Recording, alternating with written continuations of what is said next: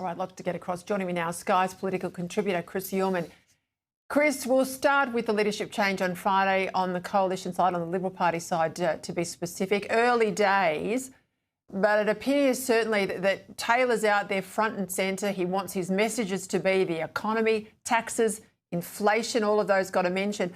But very much he's put immigration in the frame, not just the quantum, but the quality. Now, 3 days, let's put a bit of caution here, 3 days in, but that Resolve poll overnight showed almost immediately he's got the Liberal Party or the coalition neck and neck with One Nation on a 23% primary. If you put Susan Lee back in the top job, that gulf opens up between the coalition and One Nation. So early days, but he's got a little bit of goodwill from voters. He's going to have to move fast though, isn't he? Because people are close to stopping listening to the coalition and they have been disappointed for some time. Oh yeah, Peter, it is a very little bit that he's improved the margin, and it begins now all the work that he has to do over the course of a couple of years, and he has to understand that is day in, day out, week in, week out of traversing Australia, making sure that you have message discipline, making sure that you have policies that will actually begin to draw people back into your party and to try and rebuild the trust that has been broken. And that's the hardest part, of course, because all of us know in life that once you lose trust in someone, getting that trust back is very difficult. So these are very, very early days. And it reminds me, Peter, that I saw Tony Abbott in the second time around. So he goes through an election campaign, goes neck and neck with Julia Gillard in 2010. I think maybe in about 2013, 2014, I saw him in Alice Springs talking to about 4 people in a bar. He was clearly exhausted, but he had been lapping the nation with the same message for pretty near 6 years. He put in the work. Now Angus Taylor and his team has to put in the work. He's also got to put his best team on the paddock. I made this point very strongly on Friday, and I've written about it over the weekend as well. He has to look past mates. If they're not up to it, they might be people that have been supporters for some time. He can't put them on the front bench.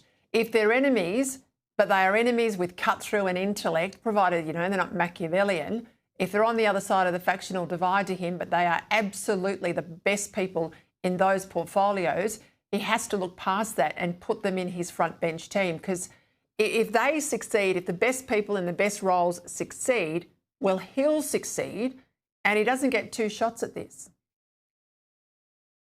No, and as Benjamin Franklin once famously said, we'll either all hang together or we'll all hang separately. So now the Liberal Party has to get the message that this is all about discipline. They have a very short period of time to try and rebuild an enormous hill which they have demolished themselves to get back to being anything like a credible party. And they're up against not just the Labor Party, they're up against a very disciplined One Nation party. And I expect that over the course of the next 6 months or so, we'll see One Nation come forth with some very credible candidates. What they need to also do is put some policy around the bones. It may well be that One Nation gets in front of the Liberal Party at some stage, because people are clearly going beyond just wanting to experiment, but to actually have a punt with One Nation, and we'll find out how deep that goes when we see the South Australian election. And not just draft up the policy, Chris, they've got to get it out. I mean, this policy that leaked out today that had been, I think, only really developed in Susan Lee's office with the shadow minister, hadn't gone to shadow cabinet, certainly not gone to the party room, that they would put 13 countries with links to Islamist extremists on some sort of watch list and limit, very strongly limit visas for people from those countries.